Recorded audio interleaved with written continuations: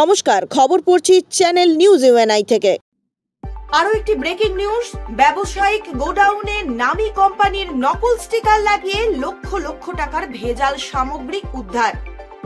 নিত্য প্রয়োজনীয় সামগ্রীতে ভেজাল বের হলো। এইবার আমরা কি খাচ্ছি, কিভাবে আমাদের শরীর ঠিক থাকবে, দেখুন বিস্তারিত।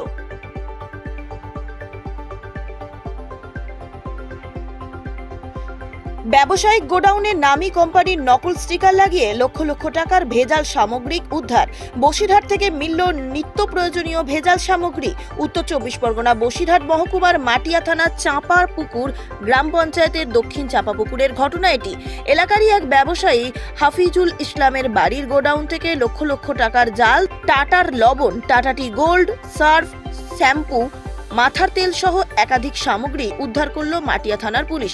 বেশ কয়েকদিন আগে বসিরহাট থানার পুলিশ জেলার পুলিশ প্রশাসনের কাছে এই সব নামি দামি কোম্পানির মার্কেটিং ম্যানেজাররা এসে অভিযোগ করে গিয়েছিলেন যে এই সব বাজারে আমাদের প্রোডাক্ট যা বিক্রি হচ্ছে সেগুলি আসল নয়। অর্থাৎ এলাকার কোনো একজন ব্যবসায়ী সেটাকে জাল করে বানিয়ে রমরমিয়ে ব্যবসা চালাচ্ছে। এই অভিযোগ পাওয়ার পর বসিরহাট থানার পুলিশরা এবং জেলার পুলিশ সুপার ডক্টর হাসান মেহেদি এবং মাটিয়া থানার ভারপ্রাপ্ত আধিকারিকের নেতৃত্বে আজ হানা দেয় চাঁপাপুকুর এলাকায় এক ব্যবসায়ীর দোকানে। সেখানে বেশ কিছু সময় তল্লাশি চালানোর পর জানতে পারে ওই ব্যবসায়ীর বড় একটা গোডাউন রয়েছে। তার নিজের বাসভবনে সেখানে গিয়ে চক্ষু চরকগাছ হয় পুলিশের।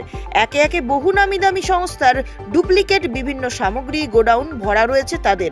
অবশেষে সেগুলি উদ্ধার হয়। গোডাউন মালিককে আটক করে বসিরহাট থানায় নিয়ে আসা হয়েছে। আগামীকাল তাকে বসিরহাট মহকুমা আদালতে পেশ করা হবে। বিও রিপোর্ট, বসিরহাট টিভি। দেখলাম যে বাড়ির মধ্যে অনেক টাটার ডুপ্লিকেট মাল আছে। এইগুলো প্রশাসন থেকে আসলো এবং সবাই দেখলো যে এগুলো সব ডুপ্লিকেট, তাই স্যারেরা কি ব্যবস্থা নিচ্ছে এটাই দেখা যাচ্ছে। এগুলো যদি কেউ খায় তাহলে কি ক্ষতি হতে পারে? অবশ্যই তো ক্ষতি হতে পারে। এখন কি চাইছেন? প্রশাসন আছে, যেটা ইয়ে করবে সেটাই হবে, আর কি বলবো। আর এই ধরনের ব্যবসা কতদিন ধরে চলছে বলে মনে হয় আপনার? এখন আমরা তো ছোট থেকে দেখছি যে এখানে উনি তো ব্যবসা করে দোকানের, তো এইভাবে করে, তা সেটা তো জানতাম না। আচ্ছা, ওনার নাম কি? ওনার নাম না হাফিজুল ইসলাম। এখন কি চাইছেন, আপনারা কি চাইছেন? আমরা আর কি চাবো, যে প্রশাসন যেটা চাবে সেটাই করবে, আর কি বলবো। আপনার নাম? আমার নাম আজহারউদ্দিন মন্ডল। কি শুনলেন? ওই লবণ, সিগারেট, অবৈধ সব কিরকম সব ডেট এক্সপায়ার হয়ে গেছে। আর তো আমি ভেতরে যাইনি, বাড়িতে শুনছিলাম, দেখলাম কিছু। কি দেখলেন? লবণ, সিগারেট, চা টাটা ছিল। আর কি ছিল? কি সব ছিল, সব সার্ফও ছিল। কি এগুলো কি ছিল? তেল ছিল। এগুলো কি ছিল? এগুলো কি ছিল? ডুপ্লিকেট। তারপরে কি চাইছেন? এগুলো কি কোনো ক্ষতি হতে পারে? এগুলো হ্যাঁ, মানুষের ক্ষতি হবে খেলে। এখন কি চাইছেন? এখন আমরা প্রশাসন আছে, তারা যেটা ব্যবস্থা নেবে সেটাই সঠিক হবে। আপনার নাম? খালেক সর্দার। দেখেন, আমরা তো ভিতরে ঢুকিনি, তবে বাইরে থেকে যেটা জানলাম, সাপ, মাথার তেল, টাটার লবণ থেকে শুরু করে সবই ভেজাল শুনছি। আমরা তো প্রকৃত ওখানটায় যেতে ডুপ্লিকেট, এবং আমরা ওখানটায় তো যাইনি। প্রশাসন দাঁড়িয়ে আছে, আমাদেরকে ভিতরে ঢুকতে মানা করছে, তবে আমরা বাইরে থেকে যেটা শুনছি যে ভেজাল ডুপ্লিকেট মাল অনেক দিন থেকেই চলছে।